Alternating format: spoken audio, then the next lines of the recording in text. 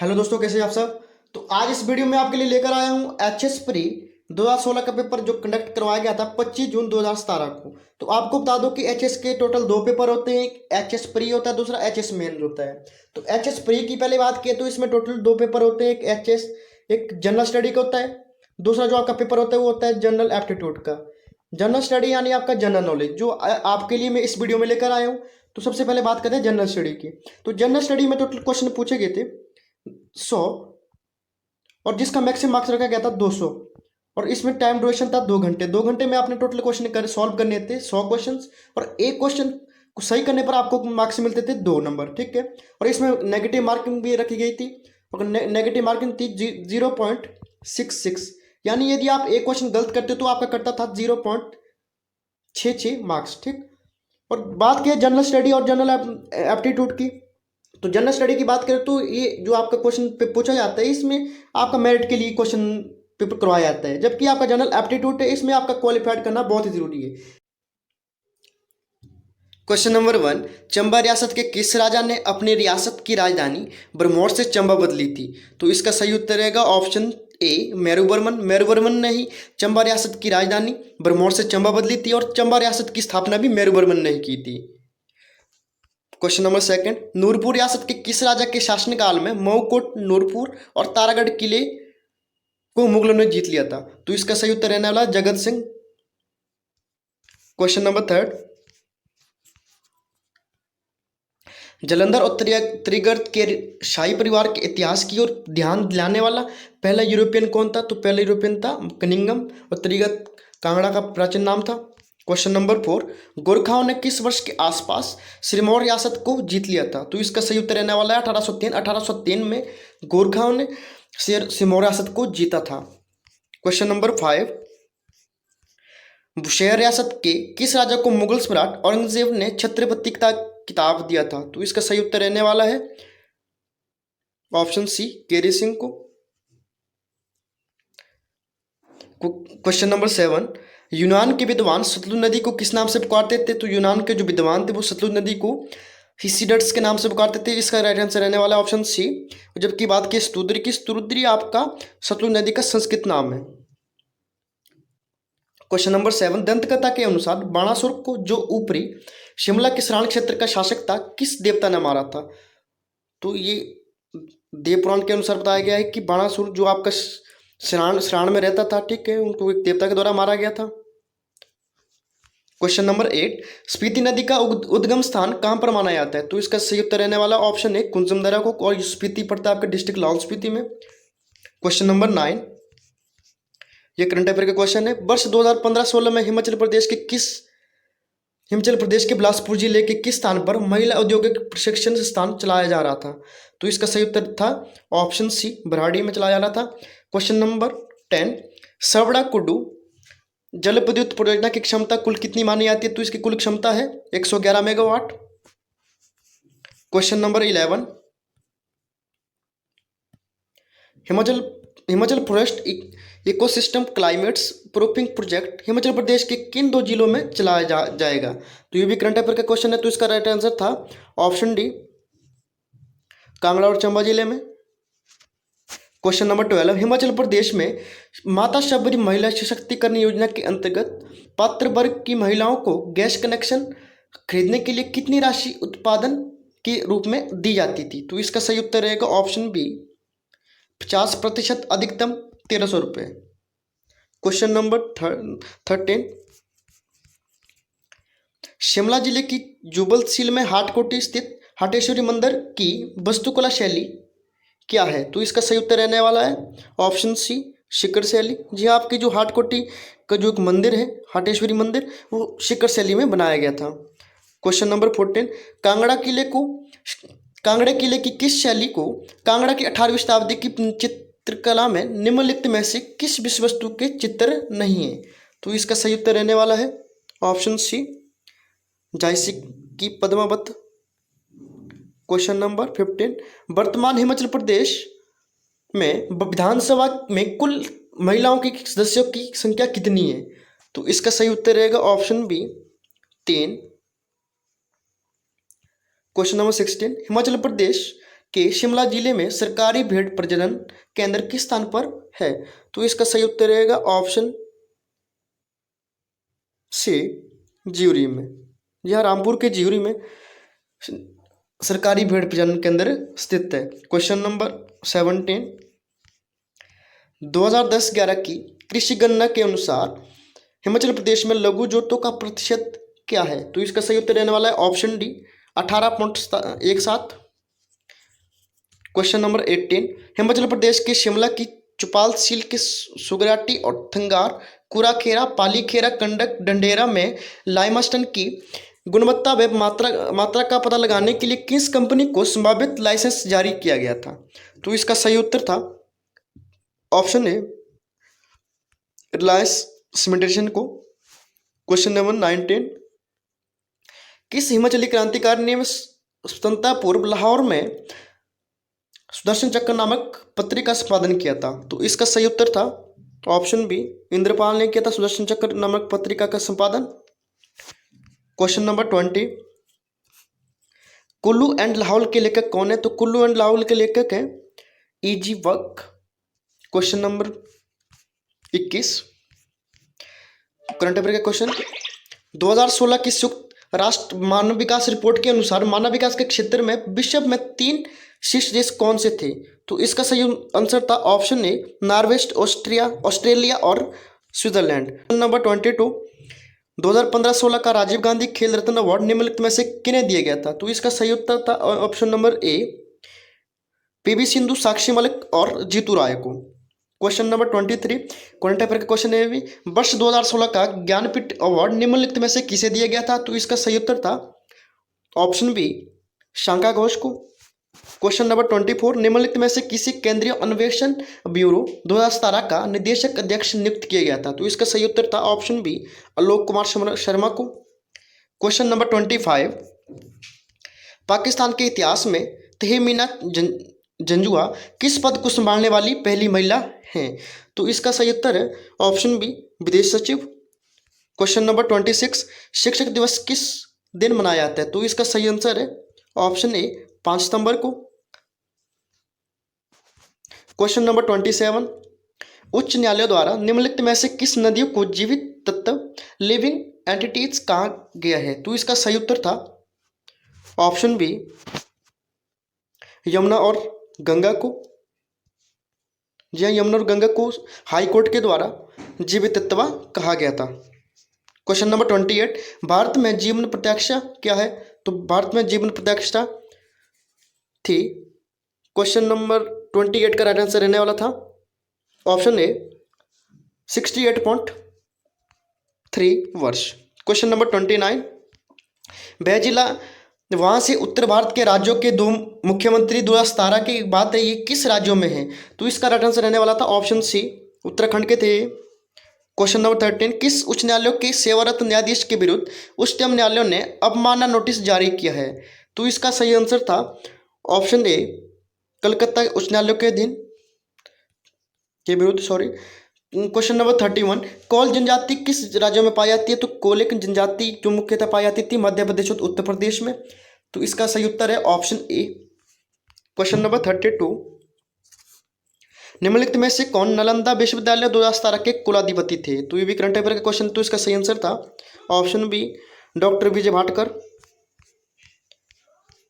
Question number 33, NOTA विकल्प का पहली बार प्रयोग किस नाम में किया गया था? तो नोटा विकल्प का प्रथम बार प्रयोग किया गया था 2013 में। क्वेश्चन नंबर 34, 2017 में पद्म विभूषण अवार्ड निम्नलिखित में से किन्हें दिया गया था? तो इसका सही आंसर था option D,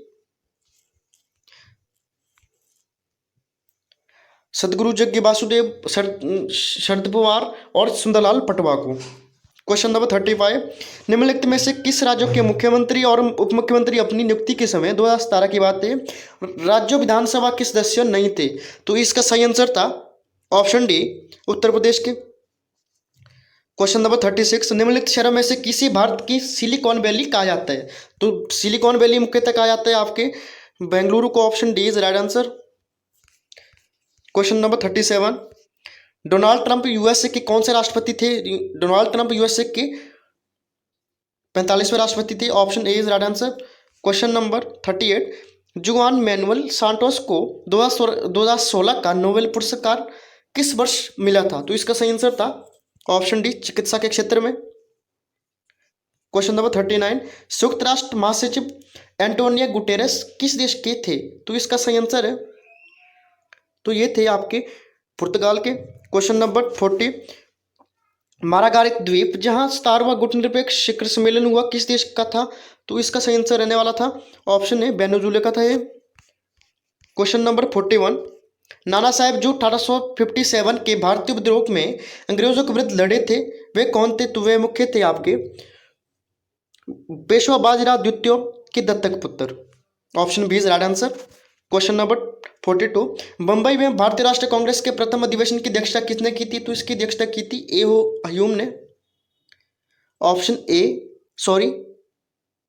option D is right answer. A O Hume ने आपके भारतीय राष्ट्रीय कांग्रेस की स्थापना की थी, जबकि आपका WC बनर्जी उन्होंने इसका जो प्रथम अधिवेशन हुआ था 1885 में, इसकी अध्यक्षता की थी मुंबई में। क्वेश्चन नंबर 43, 43वां क्वेश्चन है, 19वीं सदी के किस सामाजिक धार्मिक आंदोलन में रहस्यवाद प्रथा को अपनाया गया था? तो इसका सही आंसर है ऑप्शन ए, थियोसॉफिकल सोसाइटी ने। क्वेश्चन नंबर 44, निम्नलिखित में से कौन भारतीय राष्ट्रीय कांग्रेस के नरम दल के नेता नहीं थे? तो इसका सही answer option C, Aurobindo Ghosh. Question number 45, Muslim League का प्रथम अधिवेशन कहां पर हुआ था? तो मुस्लिम लीग का प्रथम अधिवेशन हुआ था कराची में। क्वेश्चन नंबर 46, निम्नलिखित में से लंदन में कर्जन बाइली किस ने गोली चलाकर हत्या की थी? तो कर्जन बाइली, ठीक है, जिनकी लंदन में हत्या की गई थी, तो उनका नाम था मदन लाल ढींगरा। तो इसका ऑप्शन रहने वाला है option A. Question number 47, Montagu ने भारत में विभिन्न चरणों में उत्तरदायी शासन प्रारंभ करने के बारे में घोषणा कब की थी? तो उन्होंने घोषणा की थी ऑप्शन बी, 20 अगस्त 1917 को। क्वेश्चन नंबर 48, 1920 में भारतीय कम्युनिस्ट पार्टी की स्थापना कहाँ पर हुई थी? तो भारतीय राष्ट्रीय कम्युनिस्ट पार्टी की स्थापना 1920 में की गई थी ताशकंद में, जो पाकिस्तान में है। क्वेश्चन नंबर 49, करंट अफेयर का क्वेश्चन है, 2017 का कौन सा महीना गांधी के चंपारण पहुंचने की 100वीं जयंती व्यक्त करता था? तो इसका सही आंसर है ऑप्शन बी, अप्रैल। क्वेश्चन नंबर 50, किस घटना से सरदार वल्लभ भाई पटेल को सरदार की उपाधि मिली? तो उनको सरदार की उपाधि मिली थी बारदौली सत्याग्रह चलाने से। ऑप्शन डी, और उन्होंने यह उपाधि प्राप्त की थी महिलाओं से। Next question number 51,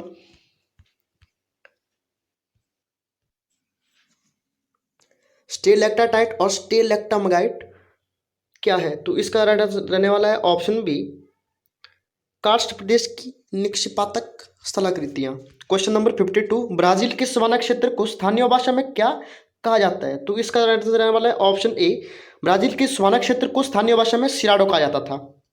question number 53, निम्नलिखित में से द अनस्टेबल अर्थ पुस्तक के लेखक कौन है? तो अनस्टेबल पुस्तक मुख्यतः लिखी थी आपके J.A. स्टीयर्स ने। Option D is right answer. Question number 54, Brahmaputra नदी तीस्ता नदी में शामिल होने के बाद किस नाम से जानी जाती है? तो इसका सही उत्तर रहने वाला है ऑप्शन ए, जमुना नाम से।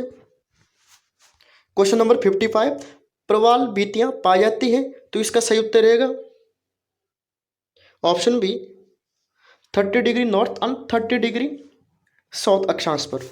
क्वेश्चन नंबर 56, हरित क्रांति ने खाद्यान्न उत्पादन में देश की आत्मनिर्भर बनाया, परंतु इसके कुछ अन्य परिणाम भी निकले।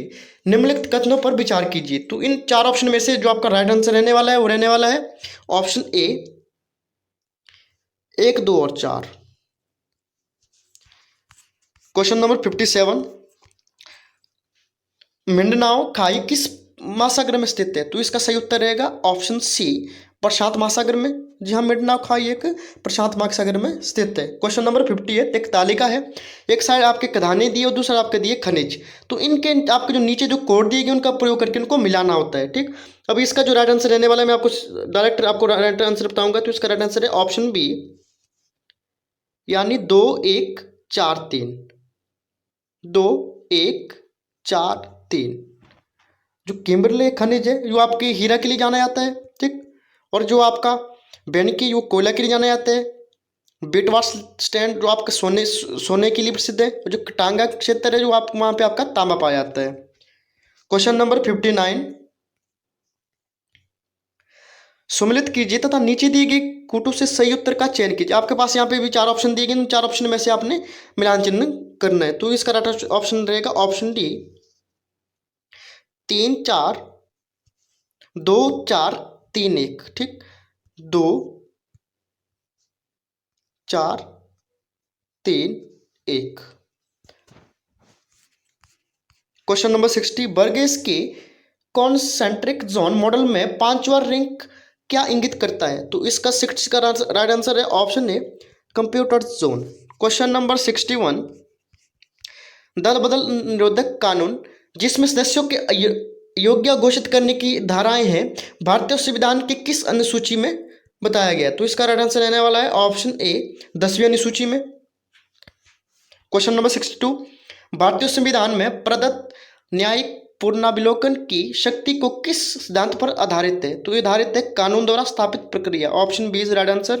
क्वेश्चन नंबर 63, संसद की संयुक्त बैठक की अध्यक्षता किसके द्वारा की जाती है। तो इसकी संयुक्त बैठक की अध्यक्षता की जाती है लोकसभा के अध्यक्ष द्वारा। Option B is right answer. जबकि इनकी संयुक्त बैठक को बुलाता है आपका भारत का राष्ट्रपति। क्वेश्चन नंबर 64, संविधान की किस धारा के अंतर्गत अध्यक्ष किसी सदस्य को सदन में उसकी मातृभाषा में बोलने की अनुमति प्रदान करता है। तो 64 का राइट आंसर रहने वाला है ऑप्शन सी, 120(1). तो अनुच्छेद 120(1) के अंतर्गत आपका जो अध्यक्ष है किसी सदस्य को उसकी मातृभाषा में बोलने का अधिकार संसद भवन में देता है। क्वेश्चन नंबर 65, सर्वोच्च न्यायालय का इंदिरासानी बनाव भारतीय संघ का निर्णय किस मुद्दे से संबंधित माना जाता है। तो ये संबंधित माना जाता है ऑप्शन ए, अन्य पिछड़ा वर्ग के आरक्षण से। 65 का आंसर रहेगा option A, sorry option B, अनुसूचित जाति के आरक्षण से। ठीक, ऐसे मान लो। क्वेश्चन नंबर 66, अनुच्छेद 243(h) के अंतर्गत पंचायतों को दी जाने वाली सहायता अनुदान राशि किस स्रोत से प्रदान की जाती है। तो इसका सही उत्तर रहने वाला है ऑप्शन बी, राज्यों द्वारा संग्रहित करों से। क्वेश्चन नंबर 67, निम्नलिखित में से कौन सा भारतीय संविधान की प्रस्तावना का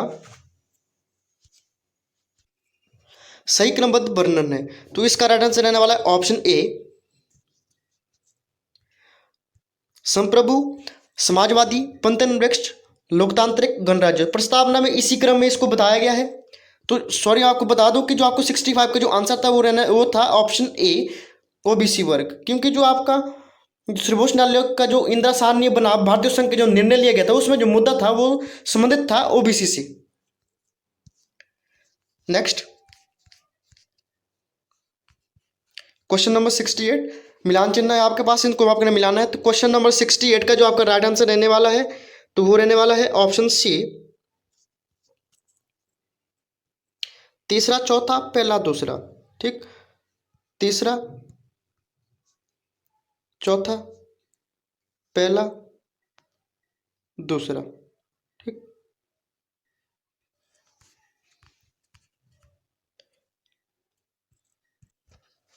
क्वेश्चन नंबर 69 निम्नलिखित में से कौन सा कथन भारतीय संविधान में वर्णित आपातकाल प्रावधानों के संदर्भ में सही है। तो यहाँ पर भी आपके पास 4 ऑप्शन दिए गए, तुम 4 ऑप्शन में से राइट आंसर रहने वाला है ऑप्शन सी, भारत में वित्तीय आपातकाल अभी तक लागू नहीं हुआ है। ठीक है, ये आपका क्या रहेगा, सही आंसर रहेगा। क्वेश्चन नंबर 70, निम्नलिखित में से भारत, और आपको एक पॉइंट करके ये बताना है कि आपका जो वित्तीय आपातकाल है इसकी घोषणा किस अनुच्छेद के अंतर्गत की जाती है।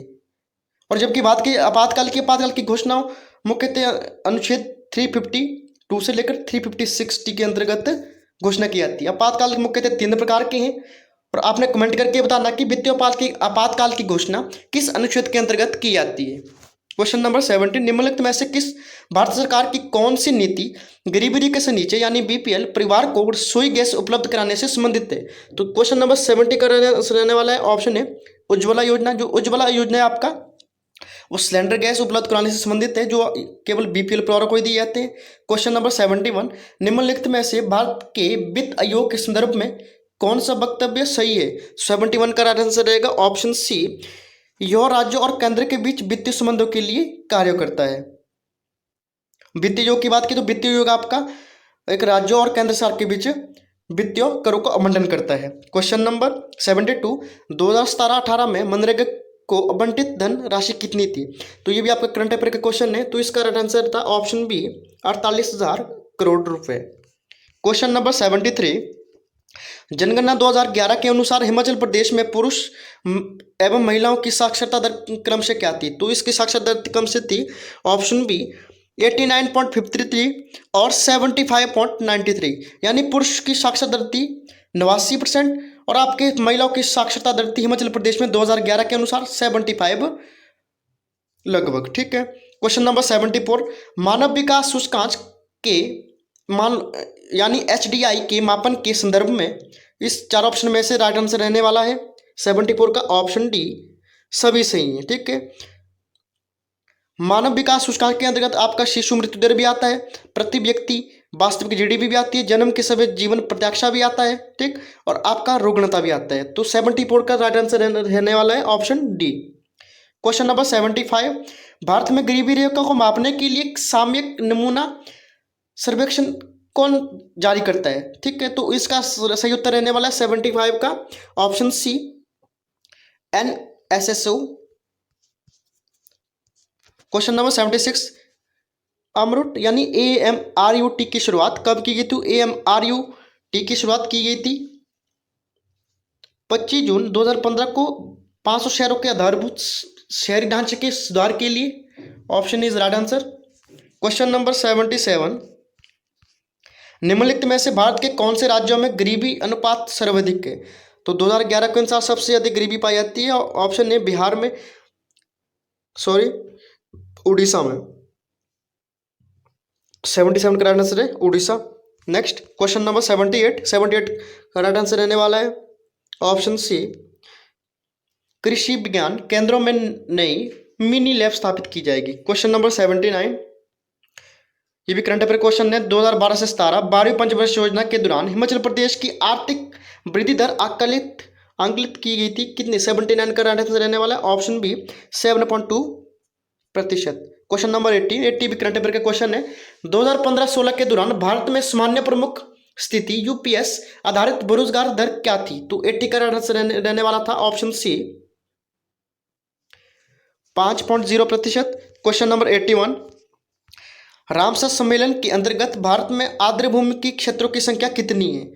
तो इसके क्षेत्रों की संख्या है ऑप्शन सी 26।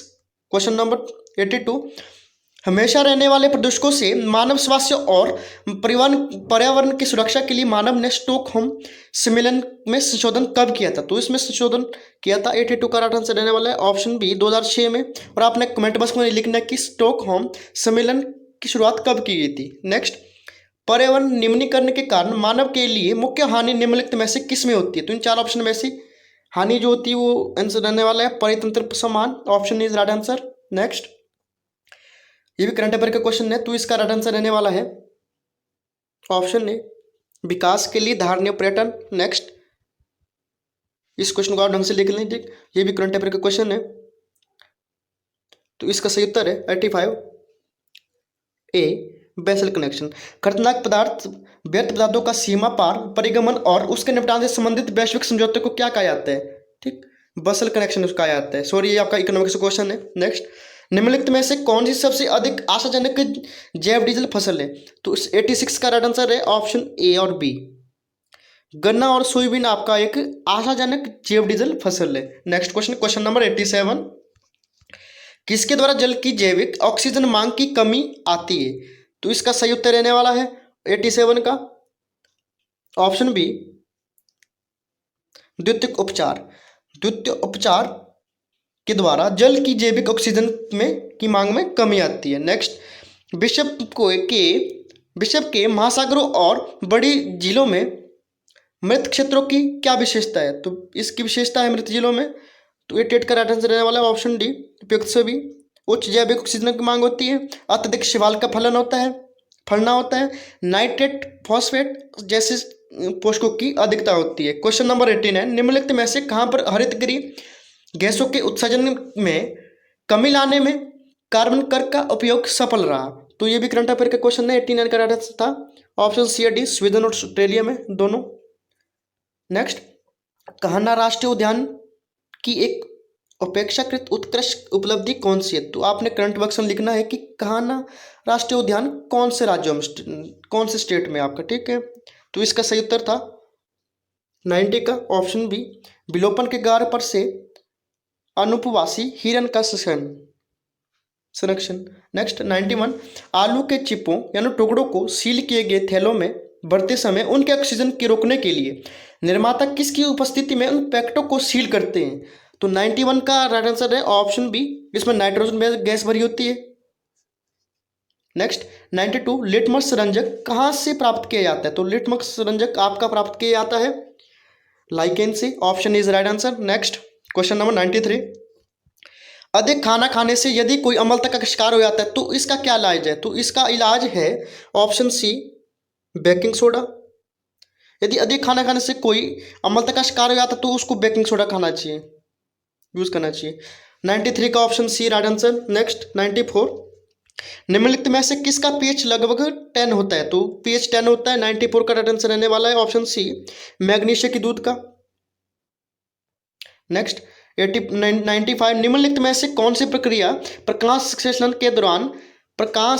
के दौरान नहीं होती है? तो 95 का सही उत्तर है ऑप्शन डी, पर्णहरित का निम्नीकरण। नेक्स्ट, निम्नलिखित में से कौन सा यंत्र महासागर की गहराई नापने के लिए प्रयुक्त होता है? तो महासागर की गहराई मुख्यतः जिसके द्वारा नापी जाती है उसका नाम है fathometer, option D is right answer. Next question number 97, प्रकाश वर्ष की इकाई क्या है? तो प्रकाश वर्ष की इकाई है ऑप्शन डी, खगोलीय दूरी। नेक्स्ट, निम्नलिखित में से कौन से प्राथमिक रंग है? तो प्राथमिक रंग है आपके लाल, हरा और नीला, option B is right answer. Question number 99, नाखून पॉलिश निकालने वाले द्रव को क्या कहते हैं? तो नाखून निकालने वाले द्रव को लिक्विड को कहते हैं। 99 का राइट आंसर था है ऑप्शन बी, एसीटोन। जो आपके नाखून में जो पॉलिश लगी होती है उसको निकालने की जो लिक्विड होता है उसे एसीटोन कहा जाता है। नेक्स्ट लास्ट क्वेश्चन है, वायुमंडल में सबसे अधिक दुर्लभ गैस कौन सी है? तो वायुमंडल में सबसे अधिक दुर्लभ गैस है आर्गन,